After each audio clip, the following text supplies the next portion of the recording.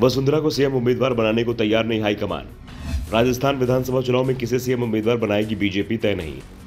वसुंधरा की लोकप्रियता का हाईकमान को एहसास, लेकिन विरोध से भी लग रहा है डर। मध्य प्रदेश और राजस्थान में चुनाव साथ साथ कराए जाएंगे। मध्य प्रदेश में बीजेपी की सरकार है तो राजस्थान में कांग्रेस की। वैसे 2018 में दोनों ही राज्यों में सरकार कांग्रेस की बनी थी और दोनों ही जगह काफी करीबी मुकाबला भी रहा था। मध्य प्रदेश में बीजेपी वोट शेयर के मामले में कांग्रेस से आगे थी, लेकिन सीटों के मामले में पीछे रह गई थी।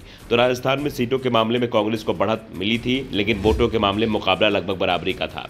कांग्रेस को सिर्फ 1% वोट बीजेपी ज्यादा मिला था। ऐसे में इस बार फिर दोनों ही राज्यों में कांटे की टक्कर का अनुमान जताया जा रहा है। इसलिए कांग्रेस और बीजेपी दोनों ने अपनी तैयारियां तेज कर दी है। बीजेपी के राष्ट्रीय अध्यक्ष इस समय राजस्थान में हैं, तो एक दिन बाद यानी 30 जुलाई को शाह मध्य प्रदेश जा रहे हैं, जो संकेत हैं कि मुकाबला बेहद कड़ा है और बीजेपी दोनों ही राज्यों में बेहद चुनौतीपूर्ण मान रही है।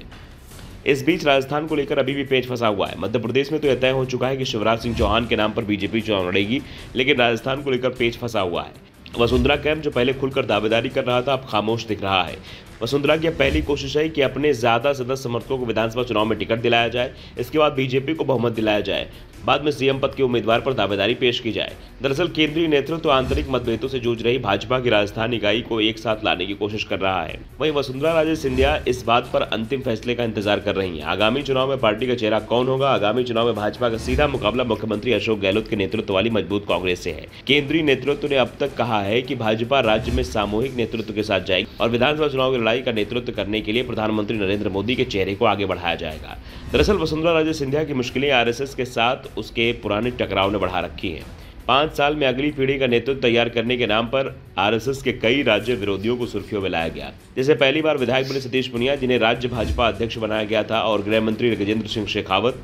यहां तक कि संसद में केवल 5 साल के अनुभव के साथ ओम बिरला को भी लोकसभा अध्यक्ष बनाया गया। यह राज्य के लिए एक झटका था, क्योंकि दोनों के बीच कभी अच्छे संबंध नहीं रहे। ऐसा कहा जाता है कि राज्य और उनके वफादारों के प्रति राज्य इकाई में उदासीन रुख अपनाया गया। उनके वफादारों और आलोचकों के बीच चली लड़ाई हाल के वर्षों में राजस्थान भाजपा का प्रमुख मुद्दा रही है। भाजपा आलाकमान के साथ राज्य के खराब रिश्ते के कारण कई नेता अब राज्य में सीएम बनने के सपने देख रहे हैं।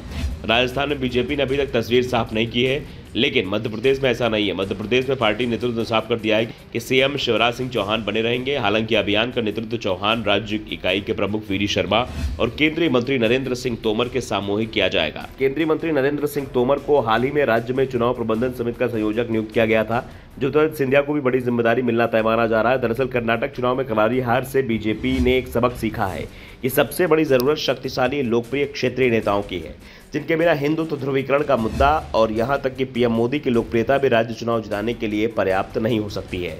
भगवा ब्रिगेड ने अपनी हार पर विचार करने के बाद अहम फैसला लिया है, जिसके बाद राजस्थान और एमपी के लिए पार्टी ने अपनी रणनीति तैयार की है। Bureau report, the Navdarpan news.